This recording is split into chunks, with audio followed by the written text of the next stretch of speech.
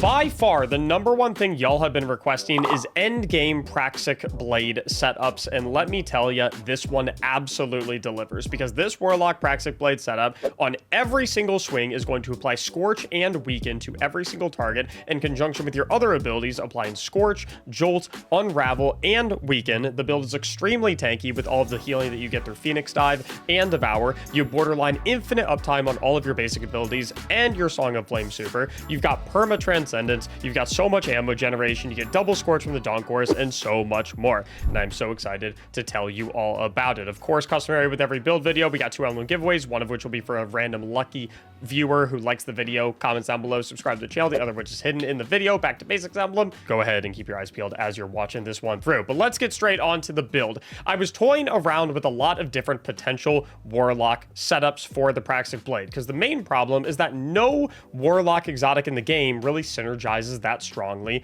with swords.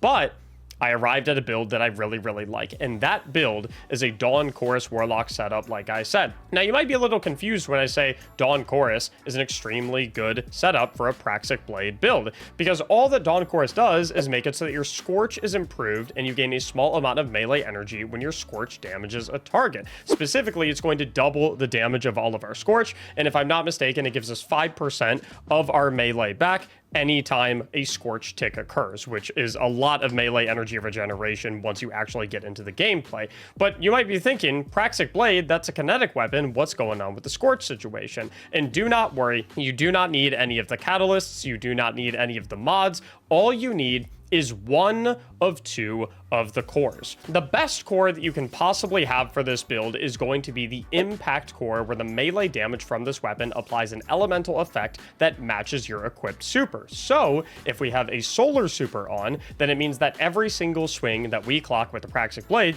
is going to scorch targets, and because of the Dawn Chorus, it's going to do double scorch damage. So we can basically scorch every single thing with our Praxic blade as we run around and swing it. Now, the way you get the Impact core is when you come to the Tharsis outpost. If you run in here into the Tharsis Cantina when you arrive at Honor and you take a look on the right side, on certain days you will be able to walk up to this little bubble right here and purchase an item for 4,000 credits, and that item will be the Impact core if you're lucky. Unfortunately, it doesn't seem like it's sold every single day, so you'll just need to come back and continue checking the Cantina every day until that Impact core is available. However, if you don't have the Impact core, it doesn't make this build unusable, because you can also get by on this build with the Refraction core, which you can get from the homeless fallen fella at a random location within the Tharsis outpost, where reflection damage from this weapon is going to apply an elemental effect. In this case, the reflection damage will apply Scorch. So if you're using the Refraction core, you'll simply be reflecting a little bit more to bounce Scorch onto enemies, as opposed to actually whacking them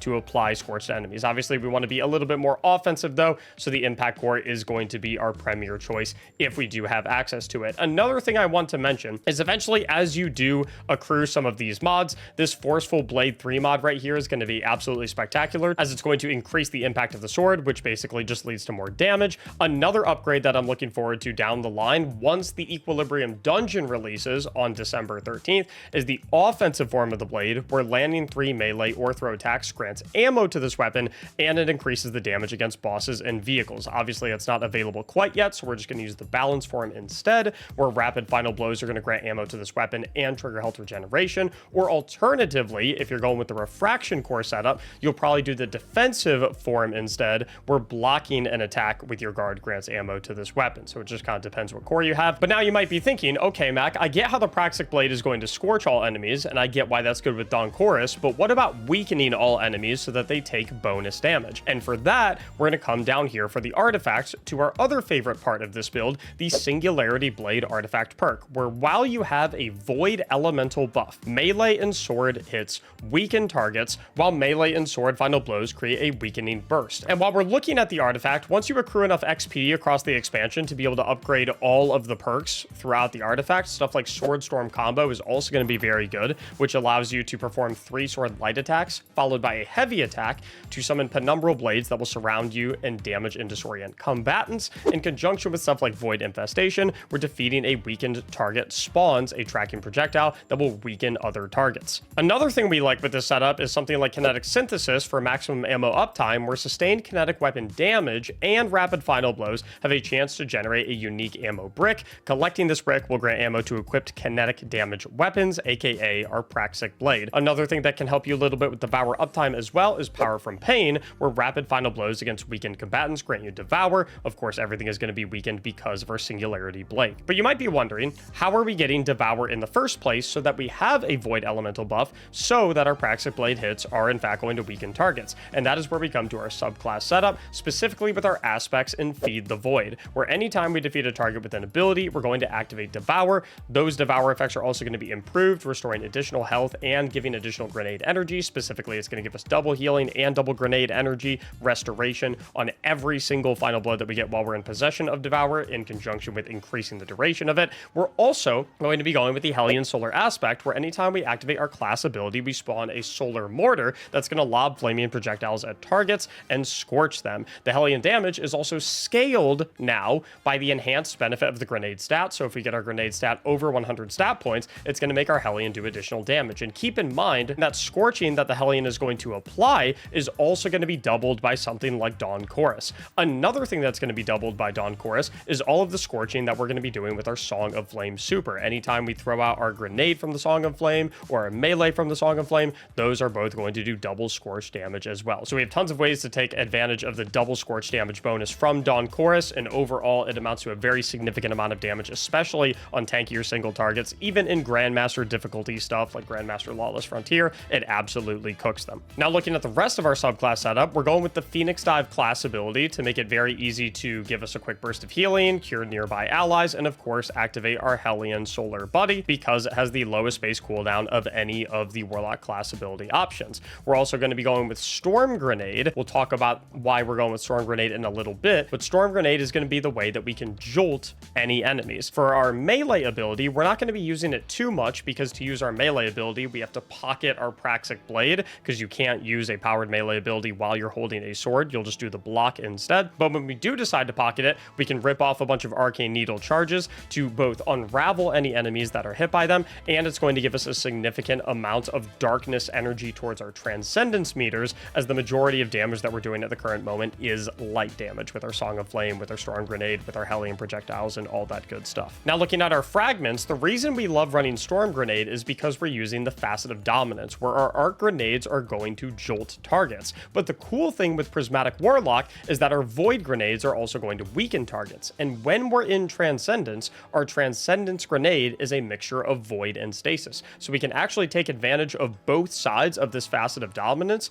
both the arc jolting and the Void weakening, depending on whether or not we are in Transcendence. We also love running something like the Facet of Hope, where while we have an elemental buff, something like Devour as an example, which we have up always, we are going to get increased class ability regeneration, more uptime on the Phoenix Dive, which means more uptime on the Hellion Solar aspect. We also love the Facet of Protection, so we're just a little bit more durable, we're a little bit more tanky while we're surrounded by combatants, we're more resistant to incoming damage, makes perfect sense within a sword build. And then finally, I really like something like the Facet of Grace, where defeating targets with kinetic weapons, which the Praxic blade is, by the way, grants you bonus Transcendence energy. This just makes it easier to have maximum uptime on Transcendence, as that Transcendence is going to give us 5% bonus damage to our kinetic weapons, which again, our Praxic blade is, and it's just going to let us go on ability overcharge. We're going to be able to spam melees, we're going to be able to spam our weakening grenades and our freezing grenades and all that goodness, and we just have a lot of ability output going. Build feels absolutely fantastic with this setup. As far as stats go, the stat that we actually care the most about is our grenade stat, because we want maximum uptime on our Storm Grenade because it's the one ability that we can actually use while we're holding the Praxic blade. Remember, like I said, we cannot use powered melee abilities while we're holding our Praxic blade, but since we're getting Devour up so frequently and we're getting so much grenade energy through that empowered Devour, our grenade is going to be up very often, so we might as well take advantage of the bonus damage from it. Furthermore, our Hellion also has its damage increased by the enhanced grenade stat, and obviously our Transcendence grenade is going to be increased by the grenade stat. So having a very high grenade stat is going to increase the damage of 3 separate abilities just like that. Next up, we probably want a decent amount of super stat, at least 100, so we have a lot of uptime on our Song of Flame. You can even go over 100 a little bit as well to get some bonus damage in the Song of Flame. For our class stat, we don't need anything too crazy, somewhere in the 65 to 75 territory, because that is going to make it so that you have enough class stat to always have your Phoenix Dive up by the time your Hellion expires. fires, which is a 20-second timer. So as long as you have your Phoenix Dive up every 20 seconds, it means you have your Hellion up permanently, which we really, really like. The rest of the stat points can kind of go into the melee stat, or you can go a little bit more into the weapon stat. Like I said, the melee stat isn't particularly important because we're not using it too much, in conjunction with the fact that we're already getting a ton of melee ability regeneration from our Dawn Chorus helmet. Remember, every tick of Scorch is going to give us melee refund, and we're scorching everything with our Praxic blade hits, and our Hellion is going to be scorching everything as well. As far as our mod setup goes, on the helmet, we want a kinetic siphon so that our Praxic blade double kills generate orbs of power, a special ammo finder to maximize our ammo uptime on the Praxic blade, and dynamo so that every time we use our Phoenix Dive near enemies, we get a large chunk of super energy. Down on the gloves, we're going to go with firepower, where our grenade final blows create orbs of power. That's going to apply both to our storm grenades, our transcendence grenades, and our Hellion final blows. We're also going with bolstering detonation, which gives us class ability energy whenever we cause damage with a grenade. This is going to help us maximize the uptime on Hellion, which again, Hellion procs this mod itself as well, because Hellion counts as grenade damage. Finally, we're going with the grenade font mod to get our grenade stat up a little bit more. This will take me personally from 172 to 192 whenever I'm armor charged, so even more damage for all our grenade sources. Down on the chest piece, I like going a concussive dampener, 1 resistance for whatever damage type is the most threatening from enemies that I'm fighting, and then a kinetic ammo generation so that whenever we get kinetic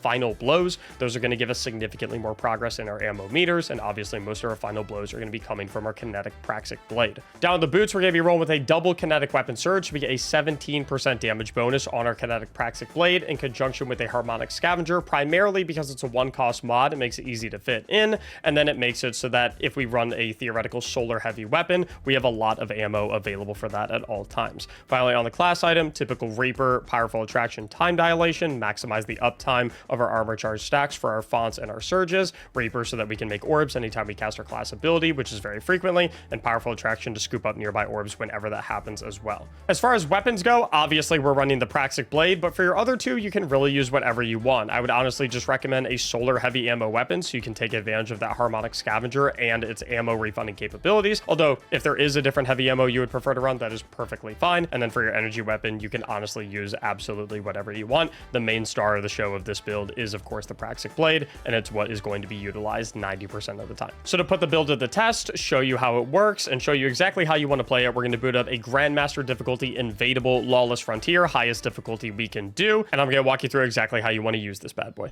Another thing I want to add is we're getting ready to go into combat. When it comes to using the Praxic blade from a combo perspective, you basically always want to do 3 light attacks followed by a heavy attack. So that combo will look something like this, where the heavy attack, you're doing this like twirling flip. And the main reason you want to do that is because 1, the heavy attack does a ludicrous amount of damage, and 2, it doesn't actually consume any ammo. If you look in the lower left, my ammo is currently 58, so it'll consume a slice for each of my 3 light attacks and take me down to 55, but the heavy attack doesn't actually use any ammo, so you basically get a free very high damage swing anytime that you do that combo. So always do that combo if you're actually fighting an enemy. When it comes to using this build, we're pretty much always going to want to drop our grenade and use our class ability whenever we have them up, because we're getting so much grenade energy back from Devour, and we want to always be utilizing that jolt from the Facet of Dominance. And as far as our class ability goes, we're always getting it back because of the Facet of Hope, because we do have Devour up there as well. And of course, we always want our Hellion to be up, firing a bunch of scorching projectiles. So our Transcendence is up. Now we can pop our Transcendence. We have bonus Praxic blade damage now. Do our 1, 2, 3, 4. Hit our Phoenix Dive real quick. Okay, throw our grenade, hit our Phoenix Dive. And we really want to get Devour back up right now, so whenever we really need Devour up, it could be a decent time to go ahead and put your Praxic blade away and start ripping some Arcane Needles to get the ability Final Blow. Your Hellion Final Blows can also proc Devour for you as well, but they're not going to get the Final Blows on targets that often, at least in higher difficulty content. So check this out. Look at our Arcane Needle. We don't have really any Arcane Needle energy going on right now, but if I just start whacking a bunch of stuff with the Praxic blade and scorching it, we already have 1 full Arcane Needle charge back. Now we have 2 charges. So we just get a stupid amount of energy. All right, we're gonna pop our Transcendence, so we get bonus damage. Pop our class abilities, so we get our Hellion up. Start slinging a bunch of grenades. I'm gonna throw some Arcane Needles as well, so we can get our Devour going. And as long as you're continuously killing targets, you really don't need to worry about getting additional ability Final Blows, because simply getting Final Blows on targets will increase the duration of the Devour. Make sure we're always slinging our grenades as well. 1, 2, 3, hit the 4. As you can see, the 4th swing, the big heavy attack swing, while that servitor's weakened because we have Devour and we're applying Scorch because of the impact core that we have, it's a lot of damage. Now our Phoenix dive, so we get our Hellion back. Now our Scorch Grenade, sorry, Storm Grenade. 1, 2, 3, and 4.